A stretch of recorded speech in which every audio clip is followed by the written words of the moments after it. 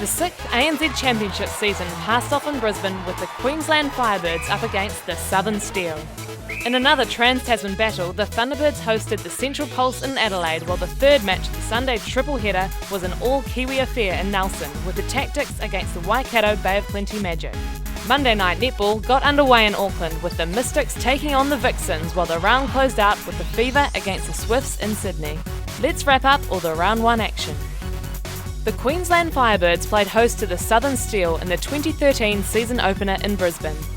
The 2011 champions started on fire with Natalie Medhurst and Romelda Aiken slotting goals from everywhere, opening an early 4-goal bucket. The Steel made a slow start to the match, but they soon found ways to deliver the ball to 1.98-metre towering Jamaican Janelle Fowler. Despite the more direct approach, the Steel still trailed by 7 goals at half-time. An impressive start to the third quarter by the Steel reduced the margin to just 3 goals, but the Firebirds managed to cover any challenge the Steel threw at them.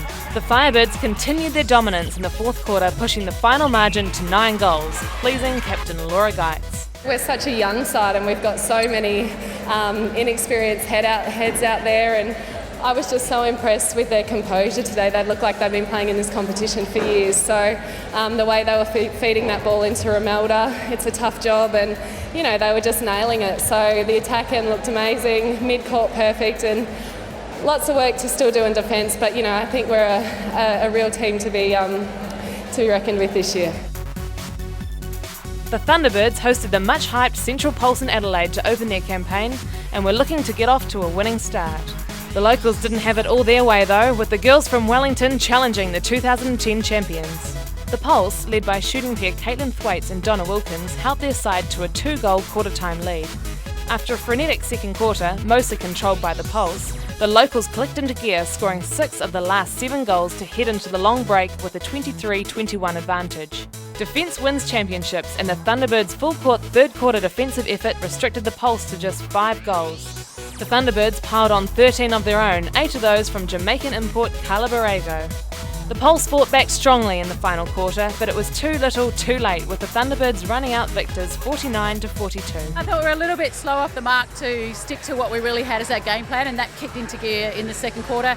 And look, the Pulse are just a great team. We knew they were going to come back, and I don't think we so much did much wrong. It's just that they really took their shot at winning it, and we just had to withhold the storm and then craft out our goals, and we did that well. Nelson was the venue for the first ANZ Championship match on Kiwi soil, with the defending champions Waikato Bay of Plenty Magic up against the Tactics. The Magic picked up where they left off in 2012, jumping out to a 17-12 first quarter, led by Laura Langman and Irene Van Dyke. Nelson local Zoe Walker, on debut for the Tactics, was impressive at goalkeep against the world's best shooter Irene Van Dyke. It was Tactics English import Jo Harton who kept the home side in the match with impressive long-range shooting, but it wasn't enough to keep the Magic from extending the half-time lead to 15 goals. Both sides rang the changes at half-time, with former Tactics shooter Ellen Halfpenny making her debut for the Magic. The changes failed to slow the Magic's momentum as they continued to keep the foot down, edging further ahead to lead 53-33 at the final change. Magic won the final quarter 16-13, producing one of their most complete four-quarter ANZ Championship performances. There were patches that were really good, and other patches where our processes kind of fell off the wagon a bit, but hey, at the end of the day, the result came out for itself, and we can build on that for next week. Auckland's Trust Arena was the venue for the Mystics' Round 1 clash against the Melbourne Vixens in a rematch of last season's major semi-final. Both sides underwent major off-season changes, but the Vixen side settled the best early, pushing out to a 15-11 quarter-time lead.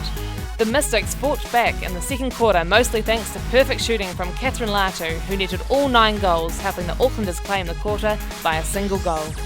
Sherelle McMahon made her much-anticipated ANZ Championship return in the third quarter, entering the match at goal attack. After a slow start, McMahon found her feet and helped the Vixens extend their lead to 5 goals heading into the final quarter. The fourth period was a total Vixens demolition, taking the quarter 18-9, leaving the Mystics in their wake to record an important first-up victory. It was hard work. They're such a great lineup, and we knew we were going to have to work hard all game, and it did take us a long time to get on top, but we got there and we stuck it out, which is great.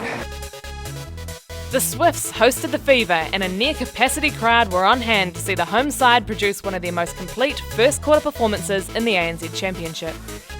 The Swifts totally dominated the opening stanza, holding last season's most prolific shooter Caitlin Bassett to just 3 goals on their way to a 19-8 advantage. Bassett was replaced by Kate Beveridge at quarter time, and she sparked the Fever into action. However, the Fever were unable to reduce the deficit, drawing the quarter to still trail by 11 goals at half-time. The Swifts turned up the heat in the third quarter on the back of another awesome defensive effort by Monia Gerard, Sonia McCloma and April Letton, holding the Fever to just 8 goals. Despite winning the final quarter 12-11, the Fever were totally outplayed by the Swifts in the first 15 minutes and were never able to bridge the gap.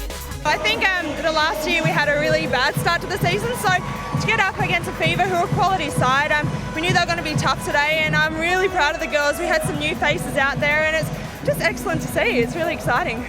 That closes out a busy round 1 with the defending champions Waikato Bay of Plenty Magic and last season's losing grand finalists, the Melbourne Vixens, both looking good as we head towards the second round.